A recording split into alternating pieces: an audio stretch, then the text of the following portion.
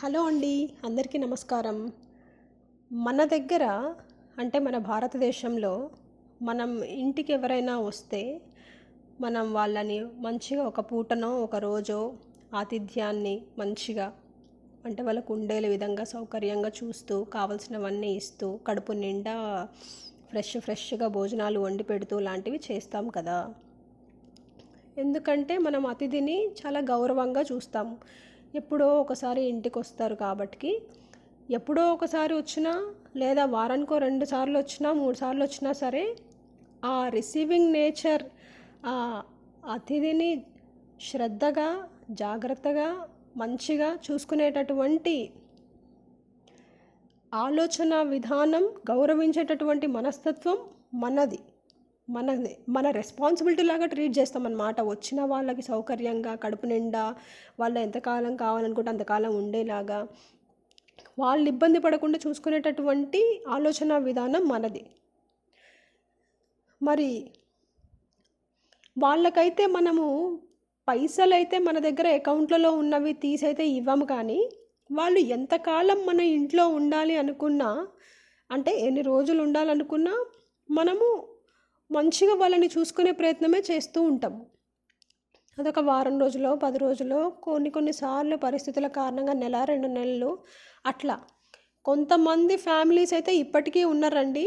అక్క పిల్లల్ని, చెల్ల పిల్లల్ని, అన్న పిల్లల్ని దత్తత తీసుకొని మరీ ఇంట్లోనే ఉంచుకొని పెట్టుకొని అల్లారు ముద్దుగా పెంచుకుంటున్న వాళ్ళు, అంత గొప్ప మనసున్న వాళ్ళు కూడా మన ఇండియాలోనే ఉన్నారు. ఇక్కడ అమెరికాలో ఉన్న వాళ్ళైతే వాళ్ళ కుటుంబంలో వాళ్ళని వాళ్ళు చూసుకునే టైం లేదండి. ఇప్పుడు వైఫ్కి హస్బెండ్ని చూసుకునే టైము ఉండదు, హస్బెండ్కి వైఫ్ని చూసుకునే టైము ఉండదు, వైఫ్ అండ్ హస్బెండ్ ఇద్దరికి, భార్యాభర్తలు ఇద్దరికి వాళ్ళ పిల్లల్ని చూసుకునే టైం కూడా ఉండదు. అందుకే వీళ్ళకి mother's day, father's day, lovers day, sister day, brother day వచ్చాయన్నమాట. సో మనకేమైపోయిందంటే మనదికి ఏదైతే ఉందో, మనకి ఏదైతే సంప్రదాయం, సంస్కృతో, ఆలోచన విధానం ఏదైతే ఉందో అది ఇప్పుడు నచ్చట్లేదు. కొత్త అప్డేట్స్ కావాలి. కొత్తగా ఏది ఉంటే దాన్ని మన మనసు పట్టేసుకుంటుందన్నమాట. చాలా త్వరగా రిసీవ్ చేసుకొని, కన్జ్యూమ్ చేసుకొని, అడాప్ట్ చేసుకొని జీవన విధానంలో పెట్టేస్తున్నాం అన్నమాట. అందుకనే ఇప్పుడు మీరు చూస్తే ఇప్పుడు కొత్తగా ఇంటర్, బీటెక్ చదువుతున్న వాళ్ళు లవర్స్ డేలు అట్లాంటివి చేసుకుంటున్నారు. ఎందుకు అంటే కొత్త పచ్చడి అన్నమాట. అది కొత్త విషయం కాబట్టి అది వాళ్ళకి చాలా ఎగ్జైటింగ్గా అనిపిస్తుంది. ఇప్పుడు మనీ కూడా ఎక్కువ ఉన్న కారణంగా ఇట్లాంటి ఫంక్షన్స్, అకేషన్స్, గిఫ్ట్లు అంటే చాలా ఇష్టపడుతున్నారు జనాలు. మరి మనం బ్యాంక్లో ఉన్న మనీ అయితే ఎలాగైతే ఒకరికి ఇవ్వమో మనకి ఫ్యూచర్లో అవసరం పడుతుంది అని, అలాగే మన ఇంట్లో ఉన్న ఫుడ్ కూడా, మనకి వండుకున్న ఫుడ్ కూడా, వండుకున్నదైనా లేకపోతే ఉంటాయి కదండి పప్పులు, ఉప్పులు కొన్ని నెలల వరకు స్టోర్గా, అవి కూడా మనకి ఫ్యూచర్లో అవసరం పడతాయి అని అనిపించినా కూడా మనం వేరే వాళ్ళకి పెట్టము కదా, పెట్టబుద్ధి కాదు కదా. అదే అన్నమాట ఇండియాకి అమెరికాకి డిఫరెన్స్. ఇప్పుడు అమెరికన్స్ ఏంటి అంటే వాళ్ళు మనీ ఇవ్వరు, ఇండియన్స్ కూడా మనీ ఇవ్వరు, వాళ్ళు ఫుడ్ కూడా పెట్టరు.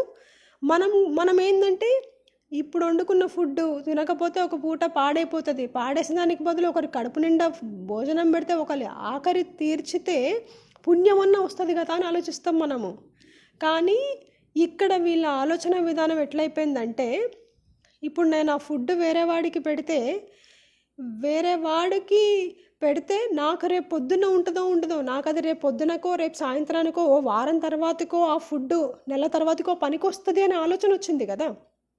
ఇప్పుడు ఫ్రిడ్జ్లో ఒక 20 బాక్సుల వరకు పెట్టుకొని డీప్ ఫ్రిడ్జ్లో ఫుడ్ ఒక 2-3 వారాల కింద, నెల కింద, 2 నెలల కింద చేసుకున్న ఫుడ్ ఫ్రిడ్జ్లో పెట్టుకొని రేపు తినాలనుకుంటే దాన్ని తీసి నార్మల్గా ఫ్రిడ్జ్లో పెట్టుకొని వేడిగా ఓవెన్లో పెట్టుకొని వేడి చేసుకొని తినటం ఒకసారి అలవాటు పడ్డ తర్వాతకి, ఇప్పుడు నీకు ఎవరైనా ఇంటికి వచ్చినా కూడా ఫుడ్ పెట్టాలా అనే ఆలోచన వస్తుంది కదా. ఎందుకంటే ఇప్పుడు నువ్వు వాళ్ళకి ఫుడ్ పెడుతున్నావంటే ఆ ఫుడ్ని నువ్వు డీప్ ఫ్రిడ్జ్లో ఎప్పుడైతే స్టోర్ చేసుకోగలవు, స్టోర్ చేసుకొని మళ్ళీ తినగలవు అని ఆలోచన వస్తే అది నీకు రేపు పనికి వస్తుంది కదా. నువ్వు రేపు ఇంకొకరికి పెట్టడానికి ఆలోచించవు కదా. మరి కానీ ఇక్కడ వీళ్ళు వదిలేసిన ఆలోచనలు పక్కకు పెట్టేసింది ఏంటి అంటే, మనకి బ్యాంక్లో ఉన్న అమౌంట్ ఎంతైతే విలువైనదో, మనం ఎంత వాల్యుబుల్గా చూస్తామో, మన శరీరం మనకంత విలువైంది. మన శరీరం మనకంత విలువైంది అన్నప్పుడు మనము బయట తిండిని తగ్గించుకోవాల్సి ఉంటుంది. ఎందుకు అంటే, బయట వాడు భోజనాలు పెడుతున్నాడు అంటే, భోజనం అంటే ఐ మీన్ హోటలో అట్లా రెస్టారెంటో, వాడు లాభం కోసం పెడుతున్నాడు. వాడు మన ఆరోగ్యాన్ని మీద శ్రద్ధ పెట్టి, వాడికి బాధ్యత లేదు మన ఆరోగ్యం మీద. అట్లా లేదు కాబట్టి వాడు లాభాల కోసం పెడుతున్నాడు కాబట్టి మనకి ఏ తిండి పెడుతున్నాడనే ఆలోచన, ఆ శ్రద్ధ, ఆ భయం వాడికి ఉండదు. వాడికి అవసరం కూడా లేదు.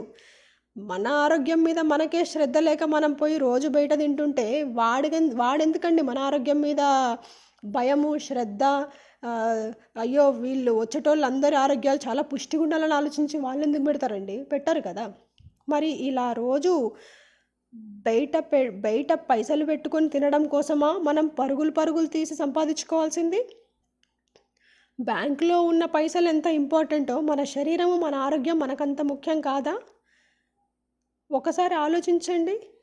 రోజులో ఒకసారి 2 సార్లు అట్లా బయట తింటే మన శరీరము ఎవరెవరు ఏ ఆయిల్స్ వాడుతున్నారో, పాడైపోయినా వాడుతున్నారో, కూరగాయలే పుచ్చిపోయినా వేస్తున్నారో, పురుగులు పట్టినవే వేస్తున్నారో, ఎట్లెట్లా చేస్తున్నారో ఆ ఫుడ్ తెలీదు.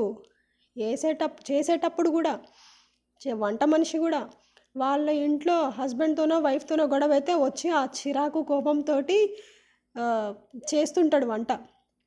అది ఏ ఉద్దేశంతో చేస్తున్నారో, ఎట్లా చేస్తున్నారో అవి అసలు ఏవి మనకు తెలియదు కదా. కానీ మనం ఎలా ఉన్నా సరే సంపాదించుకుంటున్నాం కాబట్టి, వండుకోవడానికి సమయం లేదు కాబట్టి, వండుకోవడానికి పెట్టే సమయానికి బదులు మనం ఆ సమయాన్ని సంపాదించుకోవడం మీద పెట్టుకోవచ్చు కాబట్టి, మనము పైసల వెంట పరిగెత్తి మన ఆరోగ్యాన్ని పక్కకు పెట్టడం. ఇది అమెరికన్ వాడి ఆలోచన. నాకైతే చూసినంత వరకు అయితే నాకు ఇది అర్థమైంది. మీకేమనిపిస్తుంది? మీకేం అర్థమైంది? ఇది అసలు మంచి విషయమేనా? అది ఆలోచన విధానం మంచిదేనా? ఇలాంటి ఆలోచన విధానం మనం అలవర్చుకోవాల్సిందేనా? ఇలా రోజు బయట తినడం మీద పైసలు పెట్టుకుంటే ఎన్ని పైసలు అయిపోతాయి మనకి నెలకొచ్చేటప్పటికి? ఎన్ని పైసలు అయిపోతాయి, కానీ మన ఆరోగ్యాన్ని మనము బయటవాడి చేతిలో పెట్టినాం కాబట్టి మన ఆరోగ్యం ఏమైపోతుంది? ఆలోచించుకోండి.